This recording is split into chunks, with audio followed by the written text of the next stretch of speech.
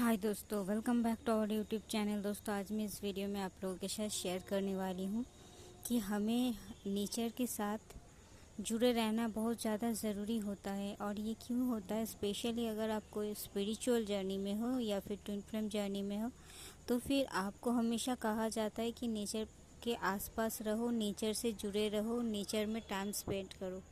ये क्यों कहा जाता है? क्योंकि नेचर में बहुत ज़्यादा हीलिंग पावर रहता है जो हमें हील करता है। हमारे चारों तरफ जो आसमान है, मिट्टी है, पानी है, हवा है, पेड़ पौधे, पशु पक्षियाँ, जो भी हमारा नेचर से जुड़े हुए हैं, उससे हम अगर हमेशा जुड़े रहते हैं तो हम अंदर से हील्ड फील करते हैं। बहुत ज़्यादा शांति, सुकून वाला एनर्जी महसूस करते हैं, और जो कि हमें अंदर से बहुत ज़्यादा अच्छा रहने में मदद करता है। और ये क्यों होता है?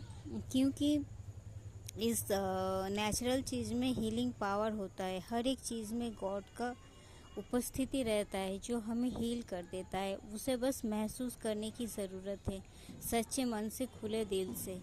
आपको अच्छा लगना चाहिए, फिर आप देखोगे खुद हील हो जाओगे, आपको खुद अच्छा लगने लगेगा। अकेला नेचर के साथ टाइम स्पेंड करना अच्छा लगेगा। जहाँ खुले हवा, खुले आसमान, खुले पेड़ पौधे हैं, वहाँ आपको लगेगा कि मैं घंटों टाइम स्पेंड कर लूँ वहाँ। तो ये इसीलिए कहा जाता है क्योंकि नेचर में रहने से हम बहुत ज़्यादा हील हो जाते हैं। हील क्यों होते हैं? क्योंकि हम अगर स्पिरिचुअल जर्नी या फिर कोई भी ट्विन फ्लेम जर्नी में हैं, तो फिर हमें बहुत सारा ट्रॉमा, नेगेटिविटी, ब्लैक मैजिक्स, बहुत सारा झमेला, बहुत सारा इतना मतलब नेगेटिविटी से हमें गुज़रना पड़ता है कि क्या ही कहूँ, इसका कोई लिमिट नहीं रहता, और कब क्या हो जाए इसका भी मालूम नहीं रहता। तो हमें इस वजह से ये सब झेलना पड़ता है। स्पेशली जब हमारे dark night of the soul का पीरियड चलता है, तब तो हमें बहुत ज़्यादा सताया जाता है। ये इसलिए होता है कि हमें कुछ लेसन्स लर्न करना होता है, और ये लेसन्स लर्न करने के लिए ही हम इस अर्थ में आए हैं। स्पेशली हम जो डिवाइन सोल होते हैं, हमारा एक ख़ास मकसद होता है यहाँ आने के लिए, और ये मकसद को हम ताकि पूरा कर सके, इसलिए हमें ये सब नेगेटिविटी से गो थ्रू होना पड़ता है, ताकि हम लेसन लर्न करके उस मकसद को पूरा करने के लिए सक्षम हो पाए, हम ताकि कैपेबल हो पाए। जो दायित्व गॉड हमें सौंपना चाहते हैं, उसके लिए हम खुद को कैपेबल समझ पाए एंड रिप्रेजेंट कर पाए। दैट्स वाई हमें ये सब चीज़ से गो थ्रू होना पड़ता है, एंड ये होना मस्ट है। क्योंकि अगर आप तैयार नहीं रहोगे और आपको कोई बड़ी जिम्मेदारी दिया जाएगा, तो फिर आप उसे संभाल नहीं पाओगे।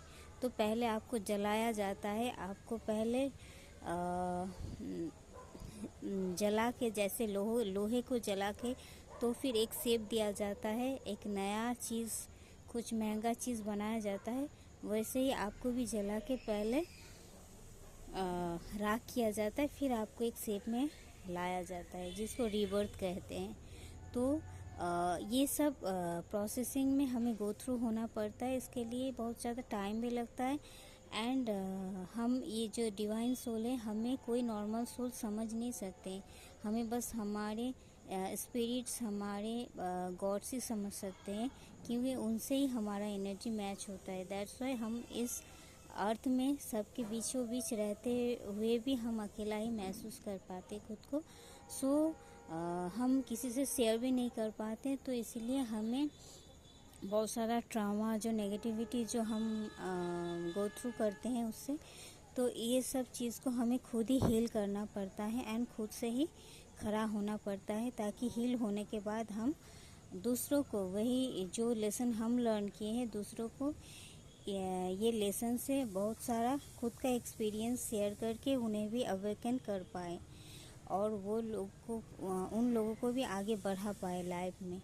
तो इसीलिए हमें खुद को हील करना पड़ता है, एंड ये सब लेसन लर्न करते हुए भी एंड करने के बाद भी हमें नेचर के साथ इसीलिए टाइम स्पेंड करने को कहा जाता है, क्योंकि हमें खुद को हील करने की ज़रूरत होता है और नेचर में बहुत सारा पावर होता है।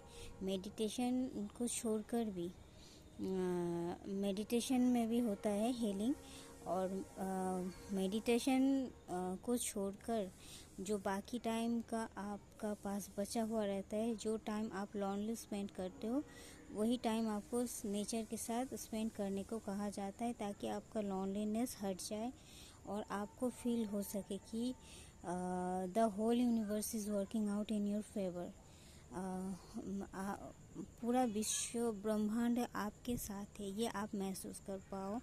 एंड सच में उनका जो नेचुरल जो हीलिंग पावर है वो आप तक पहुंच सके, इसीलिए आपको नेचर के साथ टाइम स्पेंड करने को कहा जाता है। क्योंकि खुले आसमान, ज़मीन, पेड़ों, पौधे, सभी पक्षी, पशु में गॉड का वास होता है। आप उनसे टाइम स्पेंड करोगे तो देखोगे आप सच में धीरे धीरे करके बहुत ज़्यादा हील हो चुके हो, और आप जितना हील होते जाओगे उतना आप इस जर्नी में आगे बढ़ते जाओगे, एंड आप अपने सोल पर्पस की तरफ आगे बढ़ते जाओगे, एंड एक टाइम के बाद आप अपना गोल तक पहुंच ही जाओगे। तो ये भी एक प्रोसेसिंग ही होता है, और ये बहुत इम्पोर्टेंट होता है। हम लोग इग्नोर कर देते हैं कभी कभी, बट कभी भी इग्नोर नहीं करना है। हर एक टाइम में हर एक चीज़ को हमें बारीकी से करना ज़रूरी होता है। थैंक यू दोस्तों, इस वीडियो में इतना तक ही। मिलते हैं नेक्स्ट वीडियो में, तब तक के लिए बाय। अगर आपको ट्विन फ्लेम रिगार्डिंग कोई कंफर्मेशन चाहिए, या फिर कोई भी हीलिंग, या फिर कोई भी मेडिटेशन या फिर आपको inner child issue healing meditation, या फिर कोई भी गाइडेंस चाहिए, तो हमारे डिस्क्रिप्शन बॉक्स में व्हाट्सएप नंबर दिया हुआ है, आप मुझसे कांटेक्ट कर सकते हैं। ओके दोस्तों, बाय। मिलते हैं नेक्स्ट वीडियो में। Love you all.